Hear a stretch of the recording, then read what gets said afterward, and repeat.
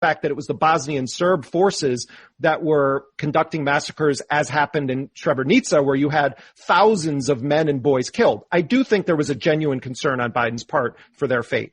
But I don't think that was the overriding concern. I think Biden felt that if the United States and NATO do not stop this militarily, then they're finished. There's not going to be a NATO in 5 years. I think it had much more to do with Biden's view of the Cold War and the need to fully finish the task of crushing the Soviet Union than it was about humanitarian motives. Humanitarian motives are somewhat of an afterthought, and Biden himself repeatedly says, everyone talks about humanitarian motives. Put that aside. We have national risks, national interests in this. And when you ask Biden, what are the national interests? It had to do with the prestige of NATO and reputational stuff and destroying the Soviet Union definitively. So, Biden likes to tout himself as the great champion of the Bosnian Muslims, but in a way, it was sort of just kind of a side dish to his bigger sort of policy position, which was we need to be the dominant force in Europe and we need to be able to move eastward, and the Soviet Union needs to be definitively crushed. I would love to hear more about your perspective on frankly on that conflict, because it's always one that has been completely befuddled me over from that era. I mean, I'll give you there's a clearer one, Sam, and I can do this really quickly. In 1999, Bill Clinton and to me, this is a story that everyone should be familiar with who cares about executive power and the Democrats. Joe Biden basically wages this campaign with John McCain and a few others to get Bill Clinton to intervene in the Serbian province of Kosovo, where Milosevic's forces were essentially implementing a pogrom. There were forced expulsions. There were killings of ethnic Albanians because of their ethnicity. Serbia's position was that they were fighting a war against secessionist terrorists. Biden wanted to finish the job against Milosevic. So he pressures Clinton. Clinton gets on board with it. They decide that they are going to go to war against Serbia over Kosovo. Clinton realizes that the Republicans are not going to support it. And the Republicans start acting like they found God with the War Powers Act. And they start saying, oh, Joe, what about the War Powers Act? So even though they were total hypocrites and they were opportunists, they were making a good point, because Joe Biden basically was saying Bill Clinton doesn't need the War Powers Act. There are more important things to take care of here. And eventually Biden wins the day. That war was never fully authorized by Congress. It was a 78-day bombing campaign. There were lawsuits against Bill Clinton for violating the War Powers Act. They actually go to Congress and they lose an effort to authorize that war. Sam, this is so important. Bill Clinton goes to Congress. Congress says, no, we do not support this war. And Bill Clinton keeps waging it. That is an outrageous violation of congressional war power authorities. And who was the top facilitator of it? Joe Biden. It's an astonishing story that almost no one understands in the media. No one ever talks about it, but it's a really important war that the U.S. waged, and it's important to understand Joe Biden's principles. Right. Or lack again, of, or malleable again, I think from my perspective, his principles tend to deal with, just sort of top level political interests, whether they are geopolitical or frankly domestically. I mean, I think like that story about I never understood why he wanted to divide Iraq into it was mystifying. I don't think he fully understood it, Sam. I'm telling you, this is what happens when you have too many political consultants and your ego is too big. Right. Where have Democratic consultants ever steered a Democratic candidate wrong? I'm shocked by this. But that is, I think that captures Joe Biden, I think also domestically. There doesn't seem to be a rudder in terms of his domestic policies, except for where he thinks he's going to land relative to the different he wants to land somewhere in the middle. He wants to be that liberal war hawk. He wants to be that's just my sense of him. But let's talk. We got a couple minutes left. Let's talk about what he's done so far in this era, now that he's president, because let's put his response to what's happening in Israel. Let's hold that for 1 second. But in terms of U.S. engagement around the world, Like, where are we relative to where you would have expected with him and relative to Trump and to Obama? I think that a lot of the credit that Joe Biden, deserves on some level is a direct result of who was president the past 4 years. I think people are going a bit overboard with praising Biden for some of the moves that he's made. He definitely deserves credit, but let's remember, how atrocious Donald Trump was in so many ways. So a lot of what Biden is doing is just sort of methodically going through and trying to undo Trump's, executive orders.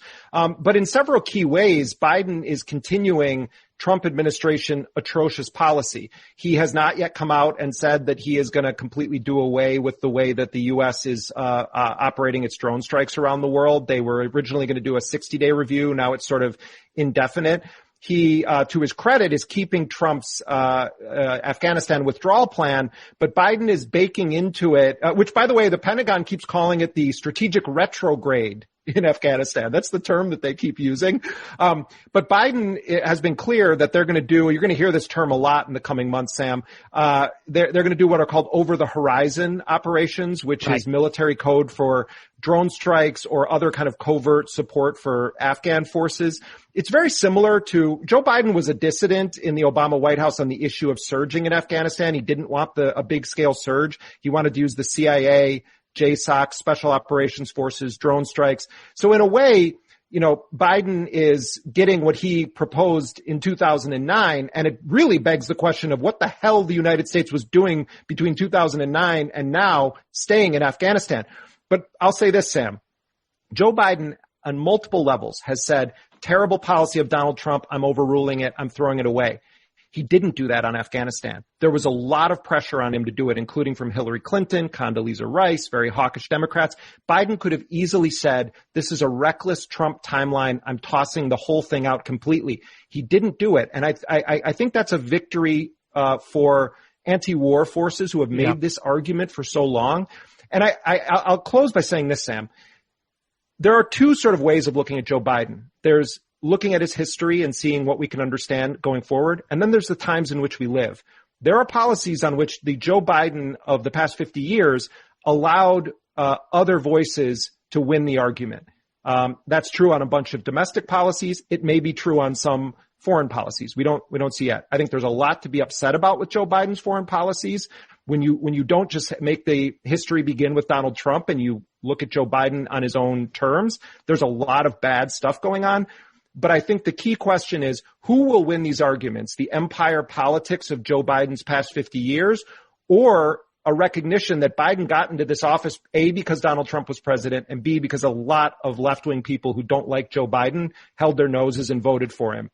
Biden seems to understand how he got there, and I think that is one tiny bit of hope we can all hold on to. I have said since the beginning that Joe Biden is my second favorite type of politician, a cipher. And it really is like, this is an era that I think he is, so far anyways, responding to. I mean, like you mentioned, he re-narrowed the rules of engagement on drones. There have been no drone strikes, largely speaking. There was the assault in Syria on the supposed Iran affiliated group, and it's a little bit early to tell. There will be drone strikes, Sam. We're 100 days into this. Right. And by the way, his I know we only have like a minute left, but his administration's politics and position on the bloodshed right now in Palestine has been an abomination. Well, let's talk about that. No one among the Democratic Party has been more hawkish in favor of Israel and defensive of Israel's crimes than Joe Biden. And it is really, unfortunately, not shocking to see the politics of this administration playing out right now. How dare they not condemn Israel's killing of women and children? How dare they say Palestinians don't have a right to self-defense? It is sick. Our policy is sick.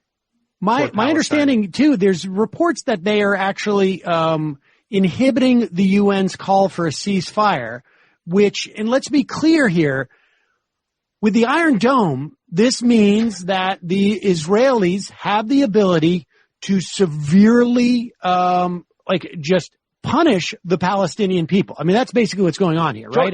Joe Biden was not born 4 months ago.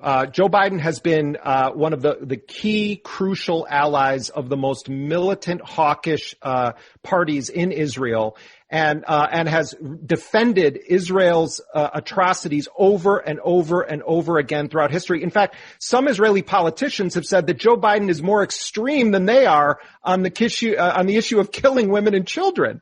I mean, Joe Biden is not just some guy who inherited a mess from Donald Trump. Joe Biden is a part of creating the bloody reality we now see, and the notion that the Palestinians, particularly in Gaza, who live in an open-air prison, or those that are being ethnically cleansed from East Jerusalem, the notion that those people have no right to defend themselves, or that the premier issue is Hamas rockets, when you're talking about a nuclear power backed by the United States with drones, assassins, an advanced military capability, the idea that people are just wanting us to make the issue Hamas rockets. Yeah, do I like Hamas hurling rockets? No, I don't want any civilians to be hit. But my God, talk about missing the plot.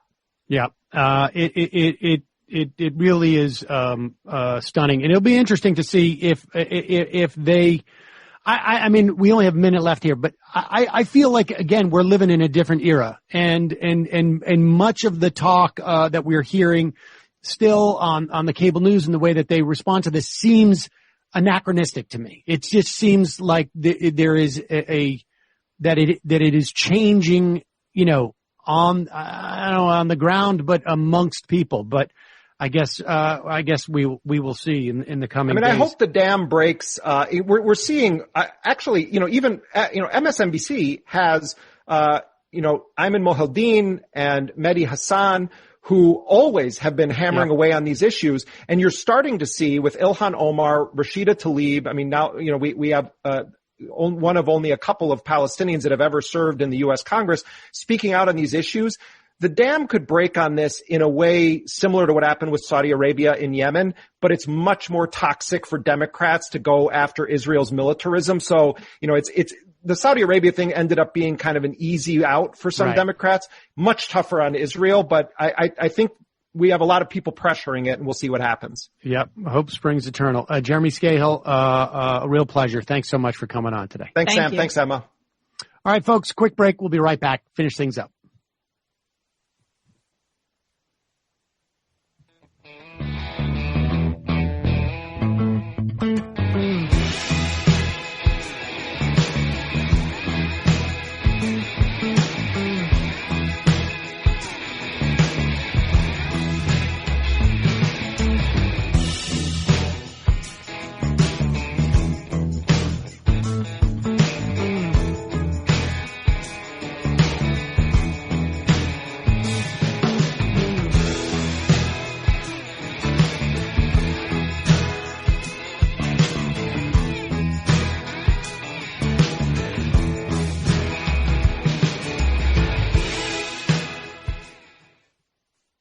All right, we are back, just wrapping things up here on this Wednesday. Been quite a week already, and I do think that there is a palpable difference in the way that our media is responding to what's happening in Israel, and the way that members of the Democratic Party are.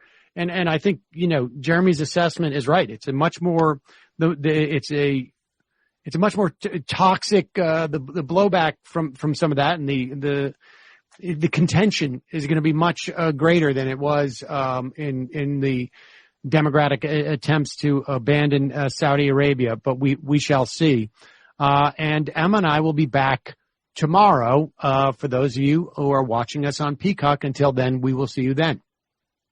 And for those of you who are watching us everywhere else in the universe, live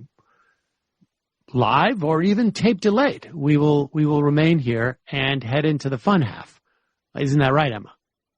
That is right. As you've mentioned, just these past few days, it's very difficult for me to just, I'm so enraged by this Palestine apartheid situation. It's just difficult to turn it off. And I know this is a shift in the public discourse about this, but it's so, are you frozen? No, you're not. You're just staring. No, okay. I'm just listening.